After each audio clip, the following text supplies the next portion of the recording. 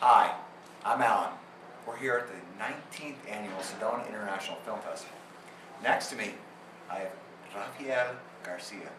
Did I enunciate it right? You did, you got it perfectly. And you're with the movie? Mayan Blue, documentary. It's a documentary, and I understand this is your first film festival that you're releasing it. This is technically our world premiere. We're playing twice here at Sedona, and we're very happy to have that privilege. How long of a project have you been working on this for? Well, the entire process has taken about 5 years, off and on from Guatemala, Mexico, and then traveling around the United States for various periods of production. But yeah, all told, give or take 5 years since 2006. So, 2005. It must be really rewarding to see it, come to fruition. Absolutely, absolutely. Yeah, it's a phase we never thought we'd get to. So it's nice to actually see it finished and hear some reactions from people and have it be as warmly received as it has been. What kind of reactions have you been getting? A lot of excitement. A lot of the people that have seen the trailer in preparation for attending the festival have mentioned that they want to be there. We understand that the ticket sales are good, that the seats are extremely limited in availability, so we're hoping that that's actually the case, and we've got a good turnout. But yeah, real positive from everyone we've talked to so far. And because we like to keep it real with you folks, let's address the Mayan, that calendar that was in 2012. Yeah, the 2012 event is a bit like Y2K or any other media hype to sell papers. It's a largely fabricated event, and unfortunately, a lot of people bought into it a bit too much. But we talk about the beginning of the Mayan cycle. The inception of it. Right, exactly. This is where it all began, not where it all ended. Okay, so why don't you actually tell the people Sure. about your film? Mayan Blue is the story of a newly discovered site in Guatemala. It's an underwater site. And the ramifications that could have for not only archaeologists working today, but the idea that created in ancient mythology, particularly with the concepts of afterlife and underworld for the ancient Mayas.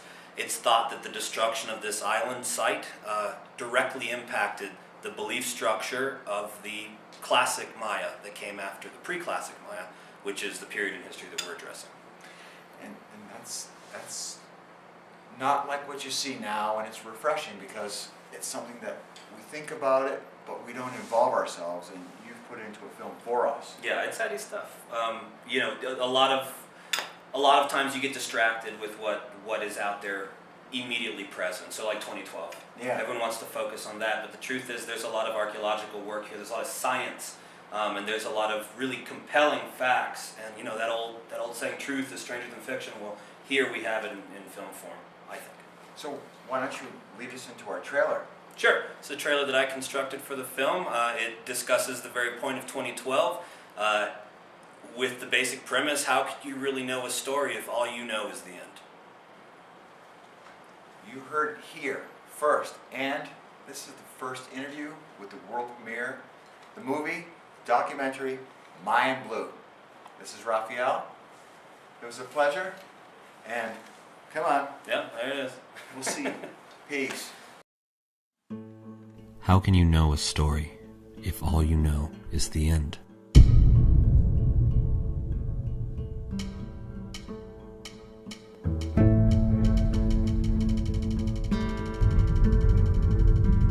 It is the worst rainy season Rene Guzman says he's seen in 67 years. Es la segunda ocasión que el consuelo de la ciudad capital forma un agujero de proporción. Por el momento, las autoridades dijeron que fue fiesta de lo que ocurrió en el lugar, más precario que puede repetirse en otro.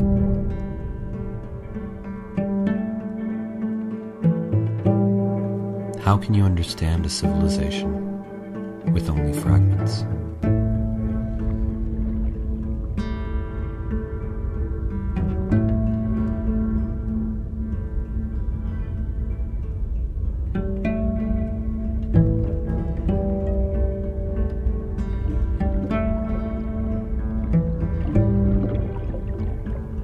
How do our experiences shape our life,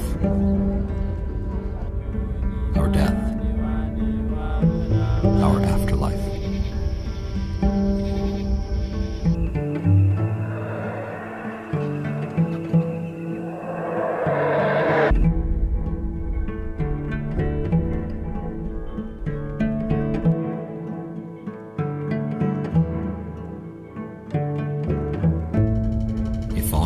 is the end.